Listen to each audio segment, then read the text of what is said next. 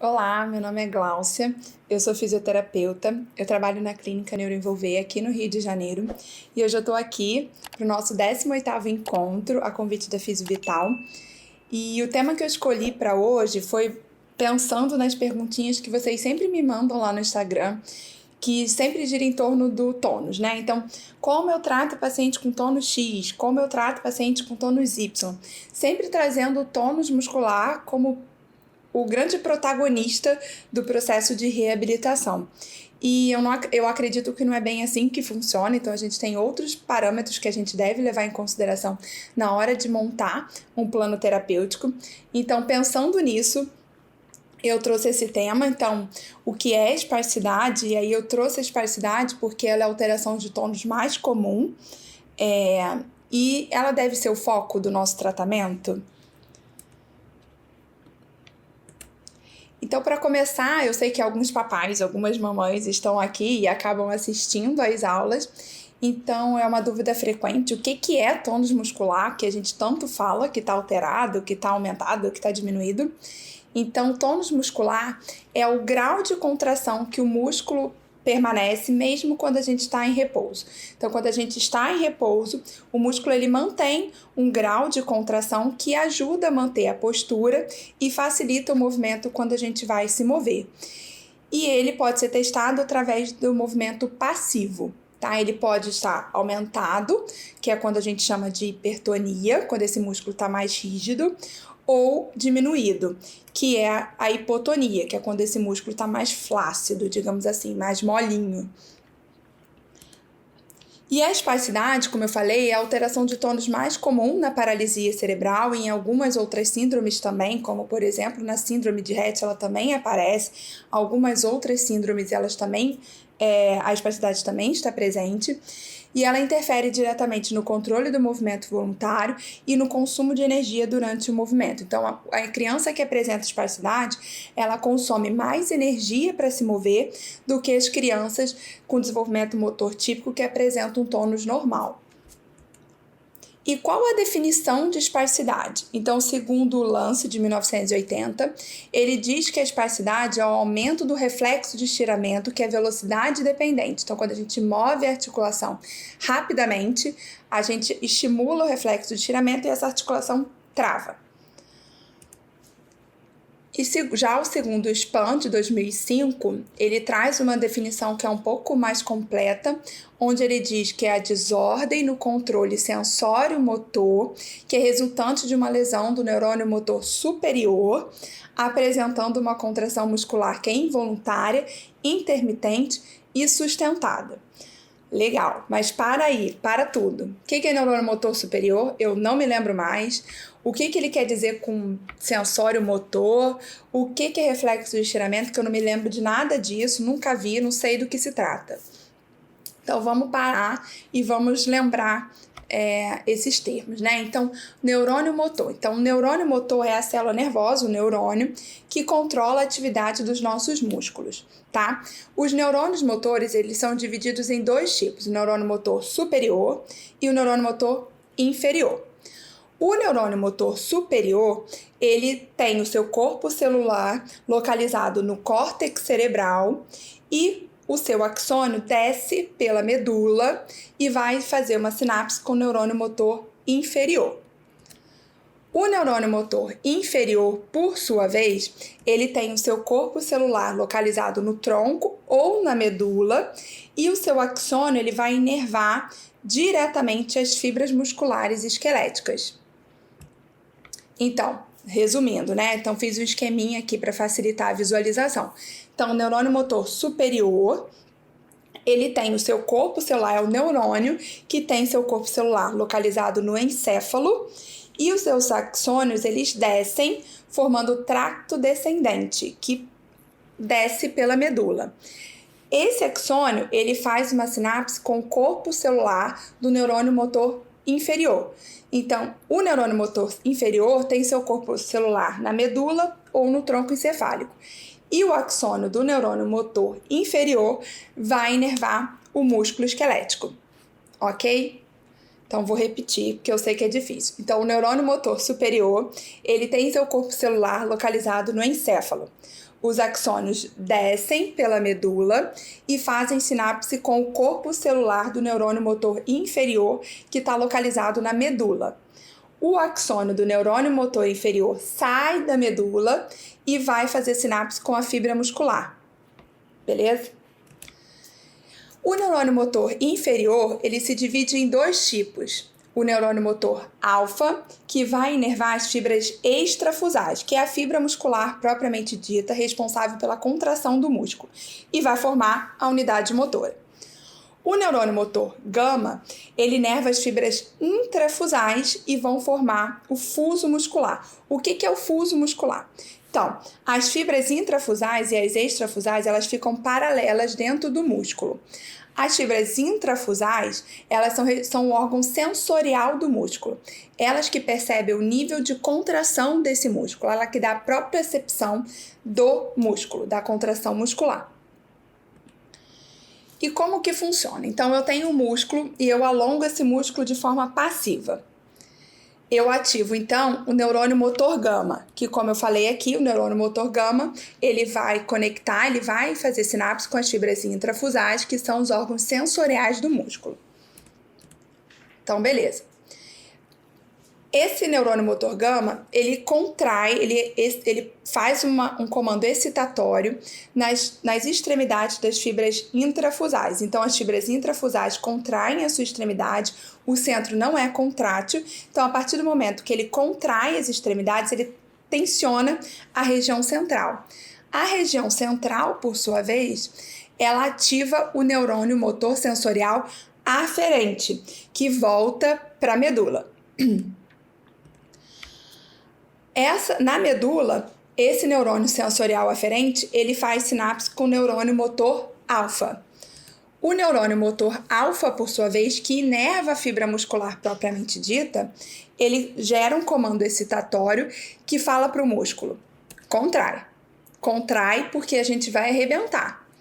Esse é o reflexo de estiramento. Beleza? Então, eu trouxe aqui a figurinha que vai ajudar, acho que vai ajudar a entender. Então, saindo do córtex cerebral, né, do córtex motor, a gente tem o neurônio motor superior, que vem até a medula.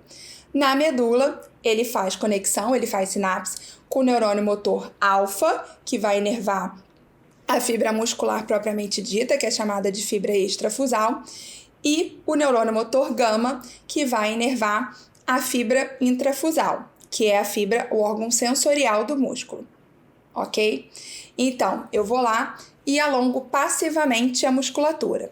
Quando eu alongo passivamente, eu contraio, eu promovo uma ativação da região periférica das fibras intrafusais. Essa ativação tensiona a região central da fibra intrafusal, que está envolvida pela fibra aferente dos órgãos, dos sistemas, dos neurônios sensoriais. Essa fibra, então, volta para a medula e fala para o neurônio motor alfa: contrai. Contrai porque a gente vai arrebentar, tá? E esse é o reflexo de estiramento. Então, lá atrás, né, eu falei o quê? Vou voltar. Que a espasticidade ela é definida como uma lesão do neurônio motor superior que vai resultar numa perda, numa desordem do controle sensório-motor, gerando uma contração muscular involuntária, intermitente e sustentada. Então, vamos lá.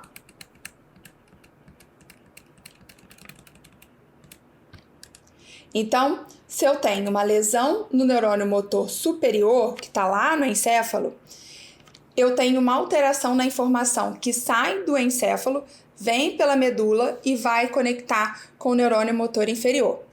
Então, esse neurônio motor inferior, ele deixa de ser modulado pelo neurônio motor superior, porque ele está lesionado e a informação não chega, não desce, ou chega de forma alterada. Então, o neurônio motor inferior, ele não é modulado. Consequentemente, eu aumento o reflexo de estiramento. E a modulação do reflexo de estiramento, ele é importante para a manutenção do controle do movimento voluntário e manutenção do equilíbrio. Então, a modulação do reflexo de estiramento é importante para o controle do movimento voluntário e manutenção do equilíbrio. Então, se eu não tenho uma modulação desse reflexo de estiramento, eu acabo gerando uma contração muscular que é involuntária, intermitente. Então, quando eu movo essa articulação de forma rápida, eu ativo esse reflexo de estiramento e o músculo contrai, ele fica rígido, tá? Então, isso é esparsidade. É como se, pela falta de modulação do neurônio motor superior, o neurônio motor inferior ficasse o tempo todo falando para o músculo: contrai, contrai, contrai, contrai, contrai. Então, eu gero uma contração que é involuntária, não tem nenhum controle central, não é o córtex motor que está mandando esse músculo contrair. É um reflexo, tá? Então, a ordem vem direto da medula. A lesão do neurônio motor superior gera 2 tipos de alteração: a alteração neuronal, que é a esparsidade, que a gente já conversou, e a alteração não neuronal, que é uma diminuição de força muscular, encurtamento ou contraturas musculares e o aumento de depósito de colágeno na fibra muscular, que vai diminuir a capacidade contrátil dessa musculatura, vai diminuir força e assim por diante. E aí eu trouxe esse artigo de 2020, onde os pesquisadores, eles comparam a evolução da esparsidade através da escala Ashworth e a evolução do encurtamento através da medida do ângulo poplíteo. E o que eles percebem, né? Então, eles estudam crianças nível 1, 2 e 3 e eles percebem que a esparsidade, ela aumenta nos primeiros anos de vida. Então, você vê, o primeiro gráfico é o gráfico da esparsidade. Então, nos primeiros anos de vida, até por volta dos 4 anos, a esparsidade, ela tende a aumentar, depois ela atinge um platô. Esse aumento ocorre justamente quando a criança está aprendendo adquirindo as posturas antigravitacionais. Está começando a sentar, começando a andar, começando a usar o seu controle motor voluntário. Por sua vez, no segundo gráfico, ele traz o ângulo poplíteo, ou seja, o tanto de extensão que você consegue fazer no joelho desse indivíduo. E o que eles percebem? Que esse ângulo vai aumentando ao longo da vida dessa criança. Então, o encurtamento ele continua aumentando durante toda a vida desse indivíduo com paralisia cerebral, com esparsidade.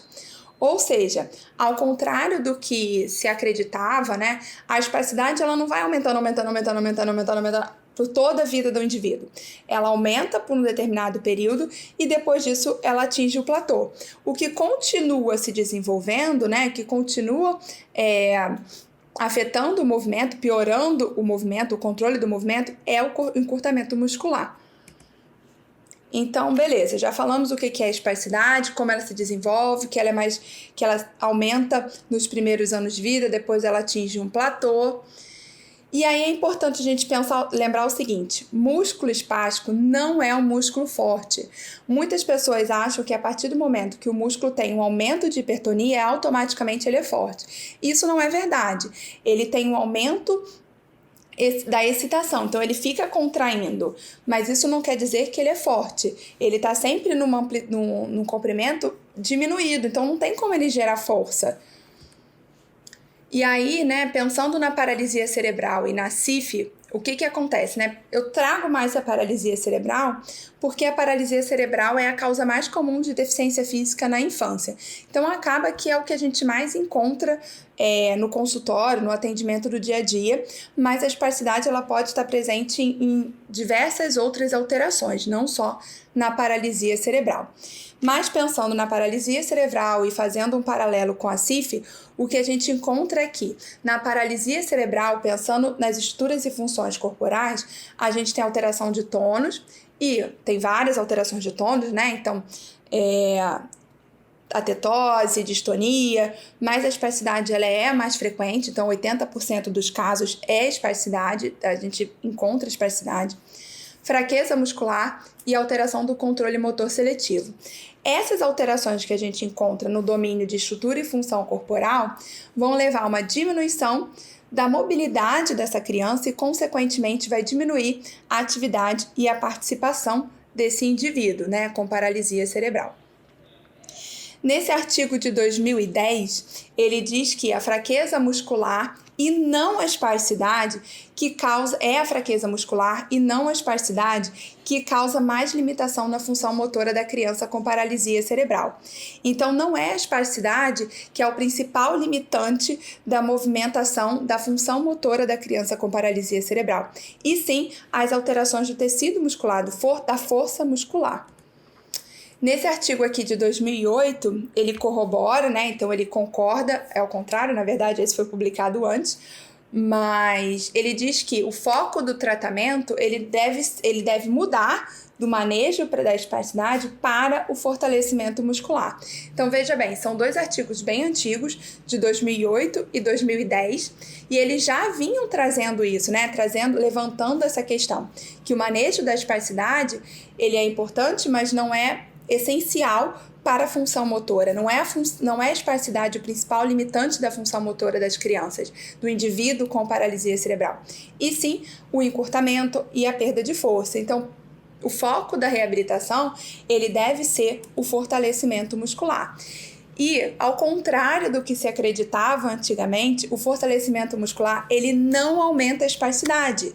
Tá? Uma coisa não tem nada a ver com a outra. Então, não é porque eu estou fortalecendo essa musculatura que eu vou aumentar a espasticidade. Lembre que a espasticidade ela é resultante de uma alteração central, tá? Então, pela lesão que ocorreu no cérebro, tá? Pela lesão do neurônio motor superior.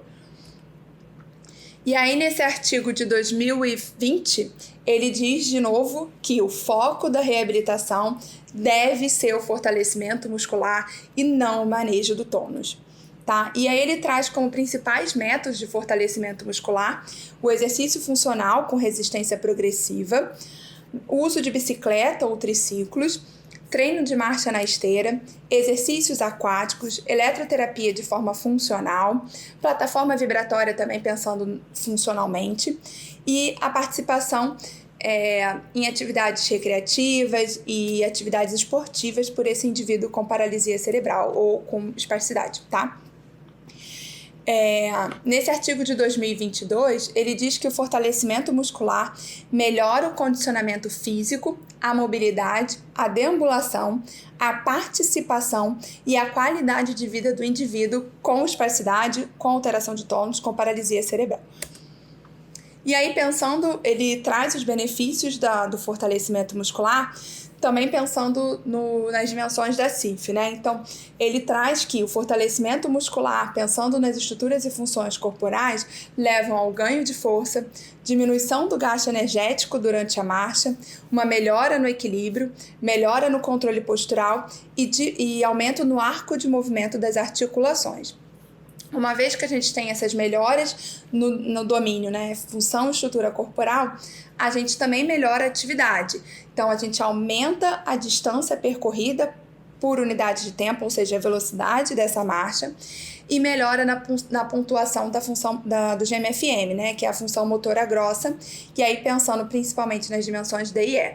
Por que nas dimensões D e E? Porque a dimensão D e E são as dimensões de pé, correndo e pulando, tá? Então, são as atividades com maior, os níveis funcionais do GMFM com maior mobilidade.